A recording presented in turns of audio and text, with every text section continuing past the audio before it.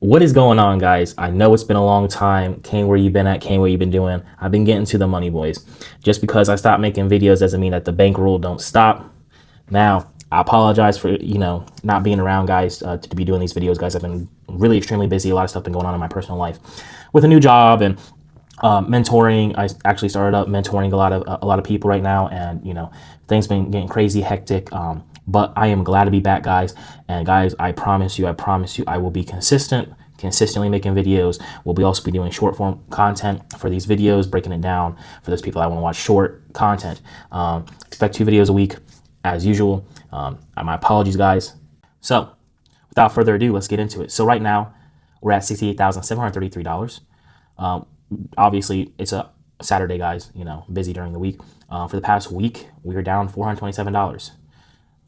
That's not as bad as, the market's been down. The market's been down a lot the past week and the past month. Past month, we're still at 4%, $2,660 that we got going on, aka that 4%. Guys, the dollars don't really matter. I want you guys to focus on percentage. I know traders come out here and say, oh, dude, I made 60K, but it's like 1% that they made of their total portfolio. So don't ever get caught up in dollars, guys. Only focus on percentage. Percentage is what matters, okay? And that's a value gem right there. Percentage only matters. We'll go to 3 months, 15%. Got that 9K in the past 3 months. Like I said, guys, we're getting that motion. Year to date, we're up 76%, almost 30K. By the end of the year, we'll be hopefully surpass that if no crashes happen and stuff like that. My past year, 242%, up 48,000, and my all-time, 702%. Granted, guys, you're like, Kane, your portfolio dip. There was a little bit more money in there than the last time. Yes, I did take out $10,000, guys, for taxes next year, because when you make, a decent amount of money, guys, you're gonna have to, pay some money in taxes. That's just the inevitable, right? That's just the inevitable. And we'll just get to the goods, right? The P&L. If these guys ain't showing you their P&L, what are they doing? So the past week, we're up $942. Past month, we're up $2,032. Past 3 months, we're up $2,070.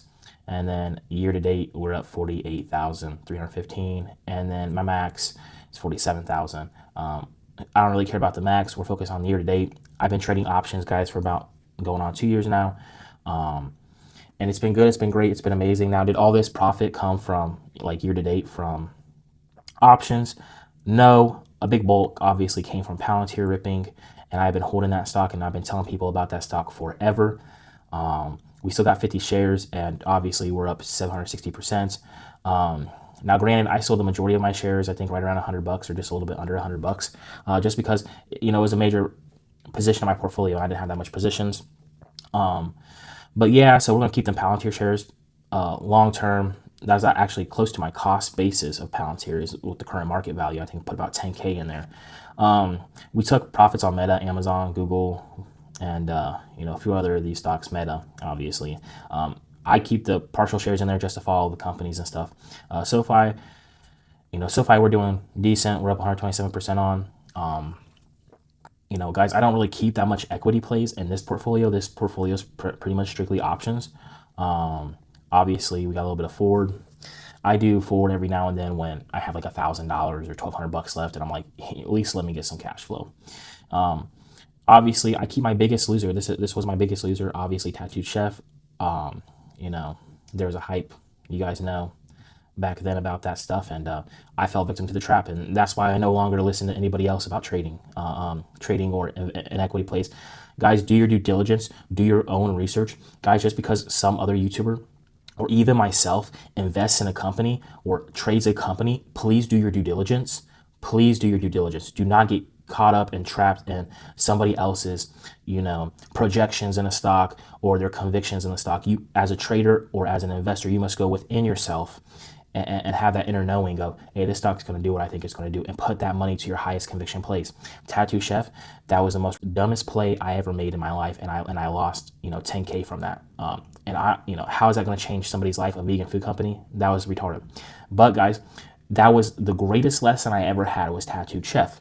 And every time I'm going to do a portfolio update, I'm going to sit here and talk about my biggest loser. Not every time, but the majority of the time, because new people are constantly watching.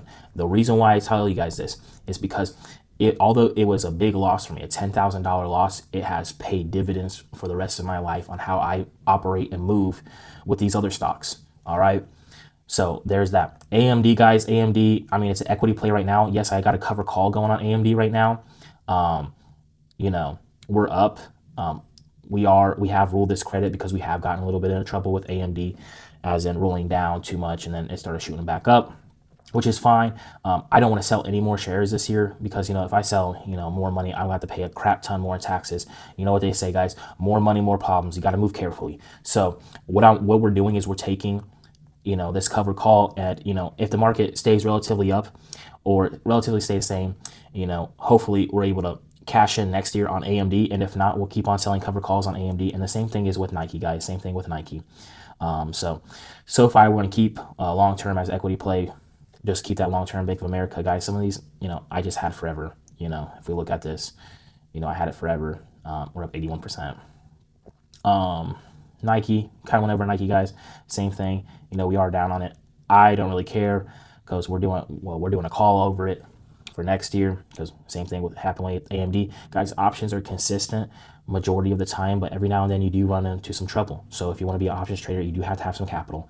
And when you run into that trouble, that's why we say diversify. You don't want to have, you know, Nike's only technically 17% of my portfolio diversity. But at the same time, it's not that much in the sense of, you know, that's just off of stock holdings. That's not including my cash, right? We'll get into cash later. HIMS, we plan on getting either rid of HIMS this year and just, you know, capitalizing off of it. Obviously, I do have a cover call, and that call does go through. We shall be good, and we will capitalize off that. And I might roll this call again, or I might just let the shares go if, you know, HIMS, you know, goes, you know, if HIMS keeps on going up, you know. But yeah, HIMS just short-term play. R&R, I was looking into getting to R&R. I bought a couple shares, and then, you know, for some reason it just shot up. That's just what happens when you're a legend like me. I'm just kidding, boys. But guys, it does happen. And I was like, well, you know, it's great. We're up 106%, but it'd been great if I put like 10K up in there and we're up, you know, 106%. But guys, at the same time, with some of these companies, you know, stuff happens like that. And so I am keeping a watchful eye on R&R. I'm keeping a watchful eye on Applied Digital.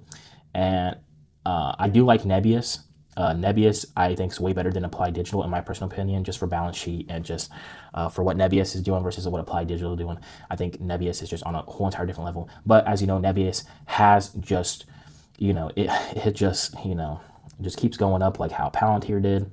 And, you know, we'll wait for a pullback. Obviously, you see that 281% this year to date. You know, past year is 466%. And I knew about Nebius at $25. I had a homie tell me about it.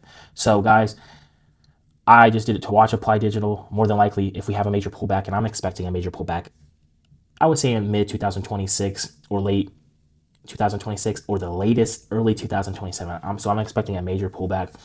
What are we saying, Kane? I'm saying we'll at least have another April, if not a little bit more. I think indexes will probably at least all be 20, 25%, if not 30%, in my personal opinion.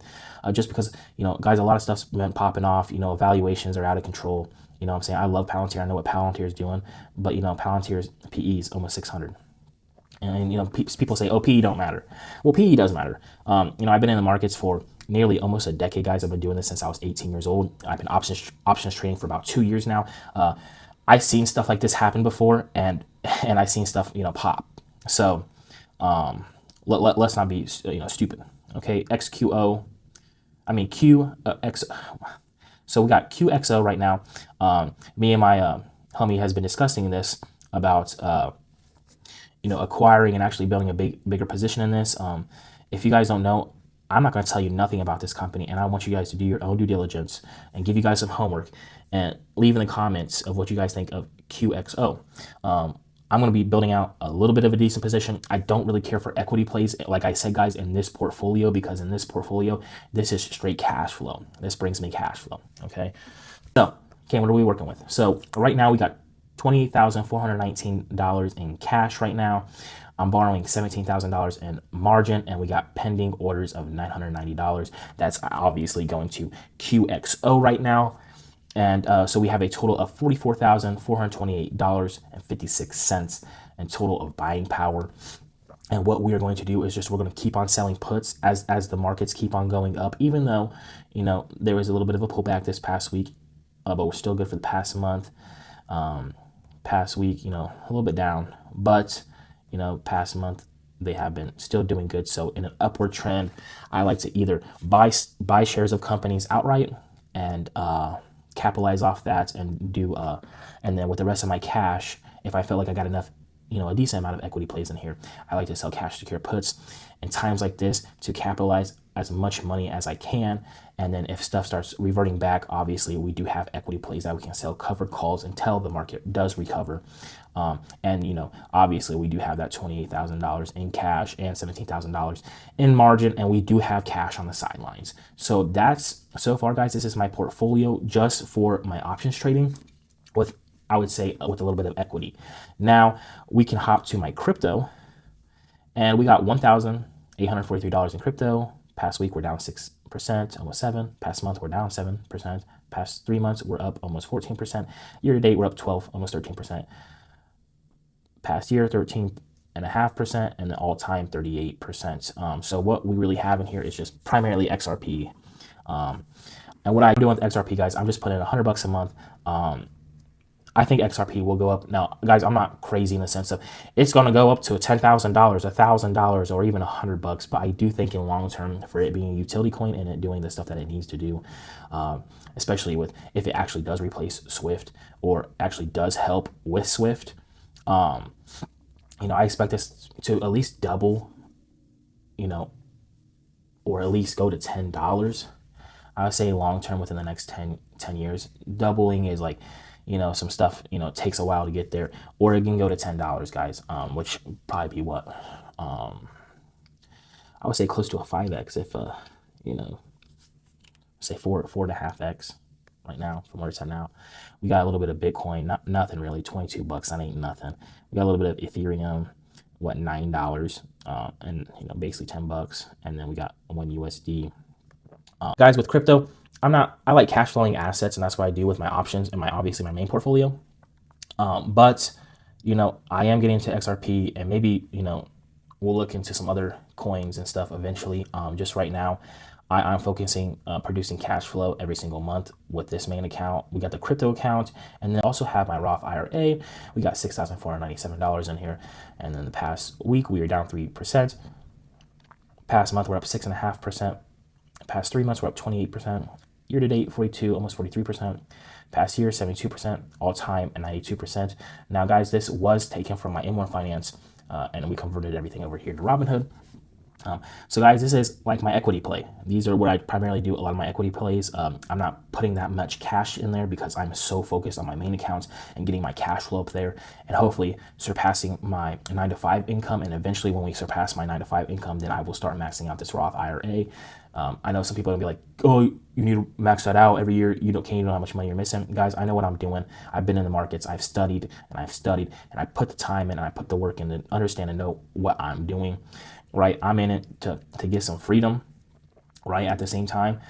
But, yes, you can do options and you're Roth, you know what I'm saying? But I like just having this as my equity play. So we got a little bit of SPY, we got a Bob, Amazon, Google, we got some Bacon America shares, we got Coca-Cola, we got Procter & Gamble, we got QQQ, and I think I do put money in, I put $25 a month in the QQQ, and we do have SoFi. Now, our average cost of SoFi also is like $7.33. I know about SoFi. I've been harping about SoFi, guys, for a long time. Same thing with Palantir. So we got 281% total return. We're going to keep that. We got some Shopify, 105% return. And we got some Jeppy. So what we pretty much do, we got buying power. I do put that $205. I do put that $25 in the QQQ a month. But outside of that, when I see my buying power kind of get right around here, I start either adding to, plays that I like, or, I just build up that cash. And then when a correction happens, I just look to spend that cash on some equity plays. But guys, that's really it. And that's my Robinhood portfolio update. Thank you guys for joining me. Be on the lookout for some of those videos, guys, and have a blessed day. See ya.